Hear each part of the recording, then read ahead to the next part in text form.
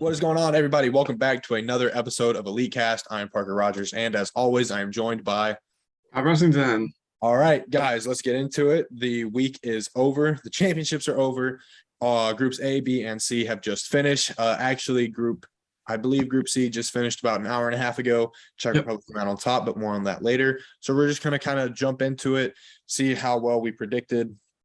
And just, kind of give the gist of it for all of you guys. Congrats to the winners, and congrats to everybody who played. Y'all did amazing. It was very fun to watch. I had a great time this past weekend, over the course of last week, just getting ready for it and then actually watching some of the games. It was very, very fun. So let's go ahead and start with Group A. Matt, what did we see from Group A? Well, I was in Vienna, so I had the privilege to watch the first two games for my flight back.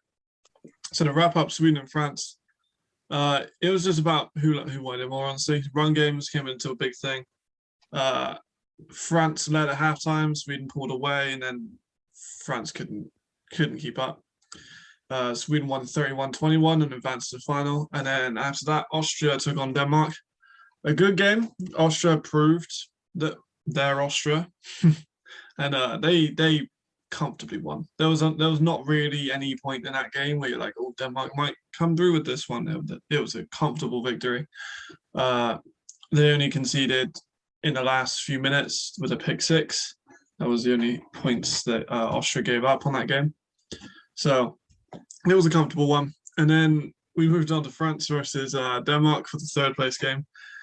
How do I say this in a nice way? It was not a very fun game to watch as a fan.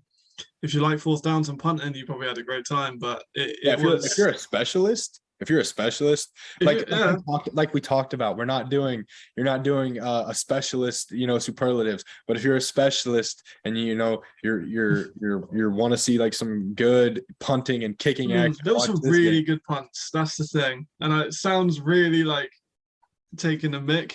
There was some really good punts, like 60, 70-yard punts.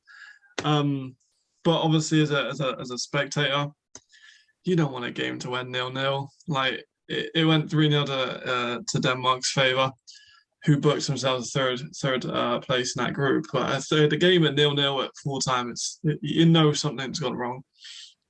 Neither team could win the ball. Denmark figured out France's wing T. France did what they needed to do defensively, and it ended in a very big stalemate. And then on to the final, Austria. 6 wins in a row. They are the best team in Europe still. They won it with a halfback pass, tossed it out to the left, deep option, money. It was a good throw, really good throw. It was a really good throw. He was wide open. I mean, I am so sorry to all the Swedes out there. Yeah. Y'all got played. It was a tough one. Yeah, but it was a really good play. They drew it up, they executed it, they didn't do it too early and then it messed up. It was perfectly set up too, yeah, because they were doing a lot of tosses in that game, I'm pretty sure. But yeah, it was a good game, back and forth. It was an entertaining one, which is needed. Like, no one wants to see first place just trance second place. No one wants to see that. Like, it's good when it's a competitive game. Sweden proved they're like an elite team. Austria proved that they're a dynasty. They've won 6 in a row, I think. The main page just posted, which is crazy. Who was going to stop them? I don't know if anyone will in the next one either, because they had a lot of young talent who I was watching, who are also phenomenal. And then, they've got a lot of really good players. Sandro, the running back from the Giants, was also there to support the team. So that was cool having an NFL player there. Brothers calves are huge.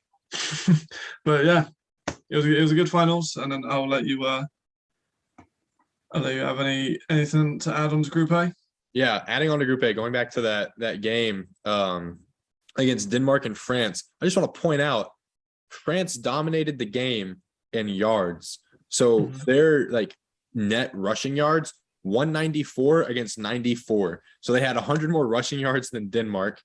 Passing yards, net passing yards, they had 95 passing yards. And Denmark had 76. So they outplayed Denmark. And they got a couple they missed 2 field goals. That's the issue. I'm trying to look for turnovers. There was a few fumbles, I'm pretty sure, but it was just so run heavy. That was always going to be Denmark had 2 50-plus yard punts. France had 1 50-plus yard punt, which is crazy. Punting. Yeah. France was 2 for 14 on third down. Denmark was 1 for 15 on third down. Yeah. Like it came to the point where I took a picture on the Elite Britain page. And it came up obviously as an error on the like chart wise. It came up like 4th and 512, and I was like, "What play are you running for 4th and 512?" Yeah, I saw that. Generally felt like that was the down and distance for like every play because nothing was going through. Yeah, there were no interceptions. I mean, you can't really have any interceptions when you don't throw the ball all that much. Under 100 passing yards each. Yeah. So that was just, oh man, it was a game that I was a little bit excited for, but unfortunately very much let down. It was boring, man. the players played well, but it was boring. Yeah. So, I mean, Group A, good job to Austria. Yeah. There's not much more we can say. Their winning streak goes all the way back to, what was it, 2011? Something like that. They're phenomenal. Goes all the way back to 2011, and it's not going to slow down anytime soon. Unfortunately for everybody else in Europe, you're going to have to step up a little bit to dethrone the rightful kings of football, which is Austria. So shout out to Austria. Shout out to all the guys who absolutely balled out. That was a very good finals game. I enjoyed it a ton. But Austria came up victorious in the end, and what a better way to do it than on a trick play. I think as a fan, just as a football fan in general, it's always amazing to see trick plays come and work out great. So that was very nice. Indeed. Right, Group B. Moving on to Group B, we were hoping for a little better turnout for Britain, but yeah, I mean, I expected it. I expected probably about the place where we sat because like I've gone on about this for hours. No disrespect to any of the British players. It was not our best team. In an ideal world, we would have had Koki to the barracks in there. We would have had Daniel in there from the NFL Academy. We would have had D1 Clark at tight end. The players looked so much better in the second game. The first game against Finland, we got heavily dominated. We allowed 300 rushing yards. 300 rushing yards. The defense, I don't think, allowed points, but like 300 rushing yards. That's not a good look on 0-0. No, it was a Finland ended up winning. Spoiler alert. 33-23 over Italy, but then the Finland, they're bigger, they're stronger, they're huge. All of their players are huge. Like 79 for Finland. Oh my goodness, he's huge. And yeah, so Britain's got dominated in the first game. I'm not gonna lie, we had our moments, but I don't think we turned the ball over so much. And we caused a lot of turnovers. I think we caused 6 or 7, but we scored off like none of them. Or we scored maybe 1 score off of them. But yeah, we had an opportunity. We got a safety, got the ball, fumbled on the kick return. So like that was just kind of wrapped up our day. We weren't gonna win, and then we came out much improved in the third place game. Got the third place win over Spain. It was a good game. Spain came 4th. We came 3rd. It was a much improved. We looked a lot better, a lot more confident, a lot more comfortable. Came out with that one, and then Italy got 2nd, and Finland deserved got 1st. Something to mention: the winner of Group B is getting boosted to Group A. Mm-hmm. Conversation that you and I were just having, and I just found out that's actually going to happen. Right. So Finland is going to move to Group A, which very likely means that France is going to drop out of Group A because, let's be honest, they didn't fare well at all. They may have had their moments, they may have had some good plays, but overall they didn't fare too well.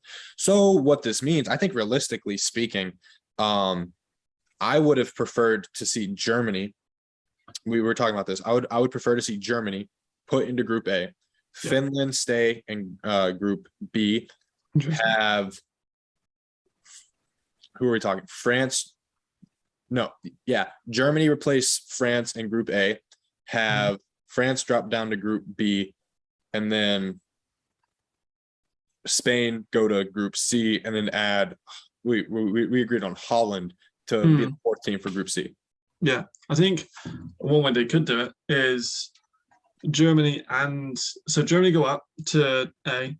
They're great. They need to be an A. And then I think Finland play France. I think that'd be a cool way of doing it. Finland won their group, France lost their group. You could see match. That one, whoever goes up, whoever loses, go down. And then, we put Holland in the fourth group or any other team that has potential interest. Maybe I'm trying to think of countries who could.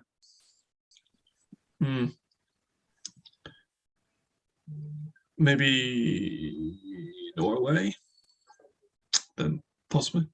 But I think Holland's probably the biggest ones. But that would be an interesting way of doing it. But what about Group C? Group C, it was a little bit disappointing, not gonna lie. First game was Czech Republic versus Germany. Germany, the bigger team, came out on top. I forget the score, but they scored in the 40s, maybe 42-7, something like that. Just wasn't a great game by the Czech Republic. They couldn't get their passing game going at all, and their run game their offensive line got overpowered by Germany's defensive line. Germany, obviously a bigger team. But, I was talking to my best friend who plays on the Czech team, and he was like, yeah, dude, these guys deserve to be in Group A. Like, there's no reason that we should be competing against them because they're so big and a lot more. The pedigree is a lot bigger. And I got GFL. A lot bigger. Yeah. So, Germany came out on top in game one. And then game two, it was Germany versus Switzerland. And Germany absolutely just ran through Switzerland. Like, they took the ball and they never looked back. I cannot for the life of me remember the final score of that game because it was so absurd. It was very, very high. But Germany in that game clinched the number one spot, won Group C. And then today, just a little bit ago, it was Switzerland and the Czech Republic. And it was a very good game. It was very close for a little bit. And Czech Republic ended out coming on top 27-23. I enjoyed it. I think there's a lot of upside for the Czech Republic just as the guys continue to grow, as they continue to get more football experience and, kind of get that chemistry together. They could potentially move up to taking second or first in the next U19 championship. So I do see that. And if there is another addition to Group C, that would make it a lot better. You play 4 games instead of 3. Czech Republic did well. They came in second. So props to them. Hats off to all my guys. Shout out to you. But it was overall, I'm very impressed with the level of football that we saw. There was a lot of really good moments. Something that I want to point out to going back to Group B, when I was watching Great Britain's first game, I was texting you a little bit. I was like, maybe there could be a situation in where they tie the game going to overtime. Obviously it didn't happen, but that last drive, it was fourth and long. And the quarterback, Joshua, absolutely, he threw a perfect ball. It was a really nice ball. It got fumbled, recovered, fumbled again, and then recovered by Britain. I don't think I've ever really laughed that hard at a football play before. But there were some very good moments. Honestly, it's just a showcase. It was a showcase for athletes, and that's definitely very noticeable. We're going to be, Matt, you're going to be coming out with some new lists for some of these athletes very soon, right? So I was watching, so just on the play you mentioned about with Britain, I was watching it with Caleb. So we were in my place in Vienna. I had an Airbnb rented out. So we're sat on the couch watching the game on the TV. The play happens. He throws it over the middle, catch. Anyone who doesn't know, Caleb is an NFL scout, so he's seen it all. And play happens. I jump up. Yes. No. Yes. No. I don't know how to feel about this play. What's going on? Caleb's there laughing. I'm there like standing up, sitting down, head in hand, celebrating, not knowing how to feel. And even Caleb himself was like, that's never seen that. That's something new. So. Yeah, it was a very turbulent time. We couldn't get it done in the end, but I think we generally saw some future ELF players definitely in the tournament. And yeah, we saw a lot in 2019. A lot of that 2019, I covered quite a lot of it when we were doing the original 150 list on UFC, which has hit over 3,000 for sure members now. So it's kind of 2019. Just after that, the Euros, I watched all of that and revisited some of my articles with Caleb, and I was saying like, he's in the league, he's in the league, he's in the NFL, he's in the NFL. So like, we definitely saw some people in the next couple of years can be making that step up. Like you said, I'm making some lists. I'm gonna be making top 50 performers for the Euros. It has nothing to do with the club, nothing to do with the team, nothing to do with their year as a club. It's just purely how they performed in the Euros. So we'll see some good ones. I reckon we'll see a lot of running backs. It was a run-heavy tournament for like every team. So a lot of running backs, a lot of O linemen, quite a lot of D linemen too. I think it was a good tournament to be a running back. I'm not gonna lie. Is the reason that it's more run heavy, is that because there's a lack of receivers or a lack of quarterbacks? I would say a lack of. I'd just say inexperience. They're still under 19.